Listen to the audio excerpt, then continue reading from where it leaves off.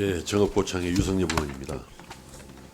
사실은 우리 한국은행 총재 어제 안 계실 때 우리 한국은행 이야기가 어제 많이 나왔었는데 귀가 좀 간지럽지 않았습니까? 예, 오늘은 같이 계시니까 두 분께 번갈아 가면서 그 질의를 드리도록 그렇게 하겠습니다. 그 어제 이제 우리 경제부총리와 저와 그 질의 답변을 제가 좀 정리 요약을 해보면은 잠재 성장률이 2.5%다.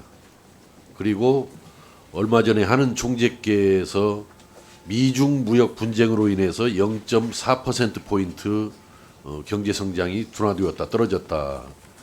이제 그렇게 요약이 되면서 결국 정부로서는 뭐 어떠한 경제 정책 실패도 없었다. 이런 취지의 어제 결론적인 답변이었습니다. 뭐 장관 그러지 않습니까? 어제 질의답변의 그 내용을 보면은 실패하지 않았다 이런 좀 이게 아니었고요. 어제 뭐 경제정책 실패라는 말은 구체적으로 드러나지는 않았지만은 거론되지 않았지만은 어제 답변을 정리하면 그렇게 되는 거예요.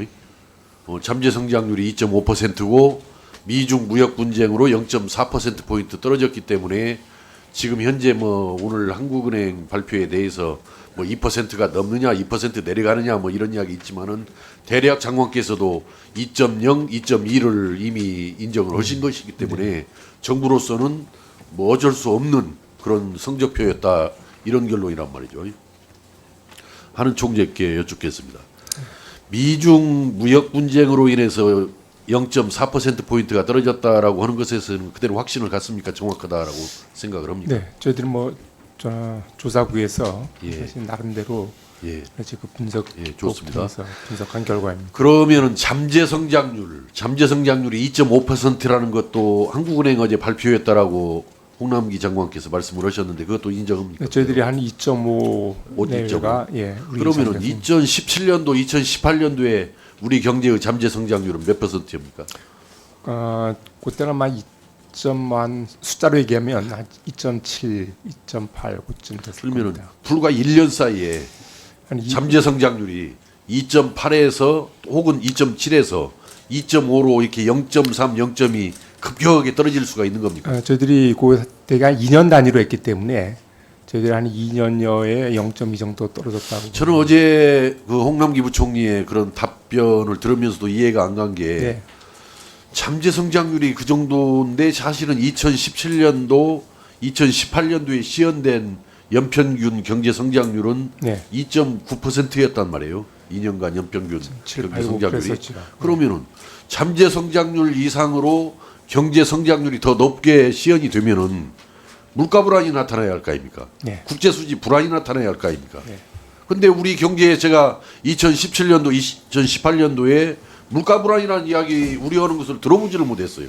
예. 국제 수지가 적자라는 이야기도 들어보지를 못했어요. 그러니까 제가 볼 때는 이 잠재 성장률 추정을 잘못한 거라고 봅니다. 저는.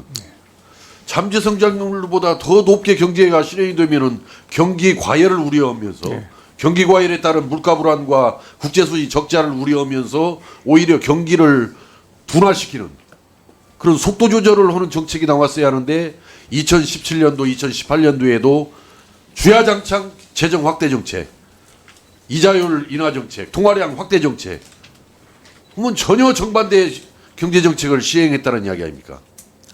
그것은 뭐 하는 총재께서만 대답이 할 일은 아니고 홍남기 교총리와 두 분이 지금 답변을 해야 되는데 그래서 내가 여기서 지적하고 싶은 것은 잠재 성장률 추계가 대단히 잘못된 것이다.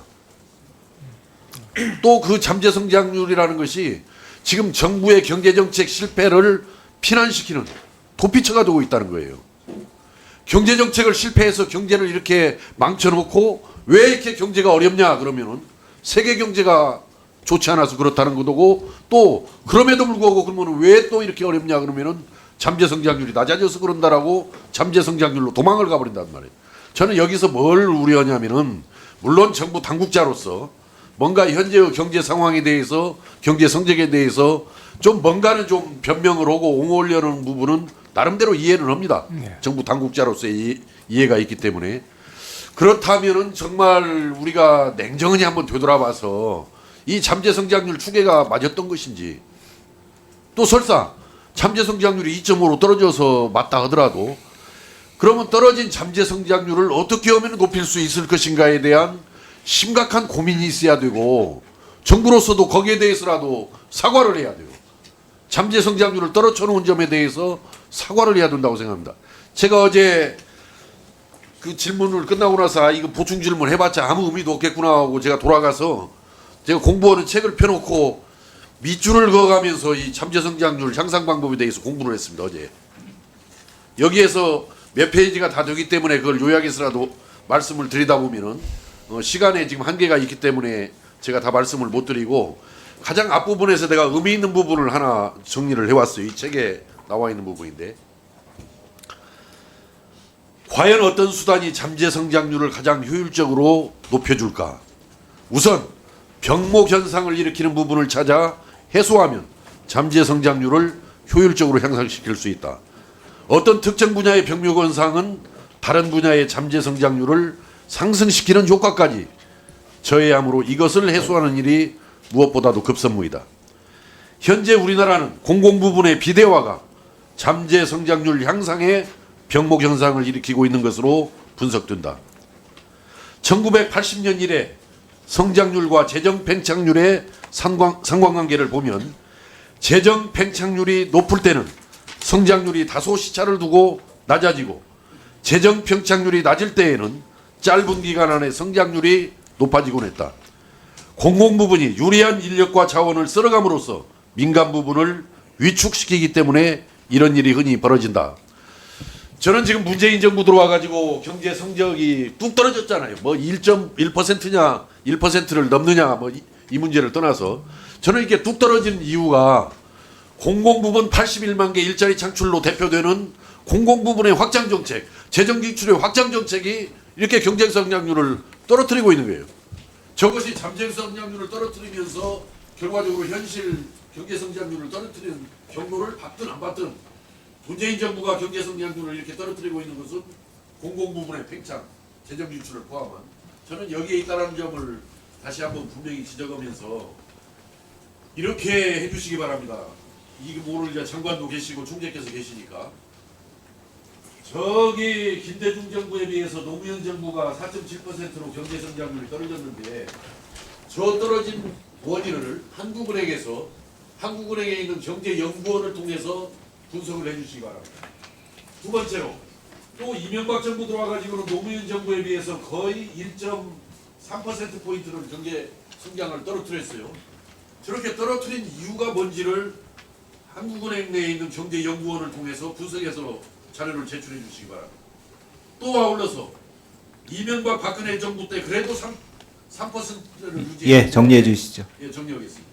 지금 현재 1%대까지 내려가지 않느냐라는 지금 현재 뭐 전망이 현실화되고 있는데 왜 이명박 박근혜 정부보다도 문재인 정부의 경제 성적표가 저렇게 1포인트 가까이 떨어지는지 이것을 한국은행의 경제연구원에서 좀 정밀 분석을 해서 내주시기 바랍니다. 저는 우리가 이 국정감사에서 대한민국 경제가 굉장히 어려워지고 국민들이 어려워지는 부분을 뭐 여러 각도에서 논의를 하고 있지만 저 원인을 찾아내야만이 대책이 나올 수 있다고 생각해요. 무슨 뭐 소득주도 성장이 어떤 애, 최저임금이 어떤 애 이 문제 가지고 백날 뭐 공격하고 방어하고 이것보다는 왜 저렇게 성장률이 뚝뚝 떨어지고 있는지 그 원인을 한국은행 중재께서 한국은행 내에 있는 경제연구원을 통해서 분석을 해서 제출을 해주시겠습니까? 하겠습니다. 네, 뭐 성장률 저하에 대한 대충 주된 원인은 뭐고 뭐 그런 거는 저희들이 분석을 해서 제출토록 하겠습니다. 지난번에는 좀 한국은행에서 그 하는 것을 좀 주저하시는 것 같은데 오늘 뭐 장관께서도 어제 뭐 얼마든지 그런 요청할 수 있다라고 이렇게 말씀을 했습니다. 그렇기 때문에 정리해 주시죠. 정리하겠습니다. 정확하게 분석을 하셔가지고 좀 내주시기 바랍니다. 그래야 경제가 살아날 수 있는 길이 보인다. 시사입니다. 감사합니다. 다음은 존경하는 김광림 의원님 질의하시겠습니다.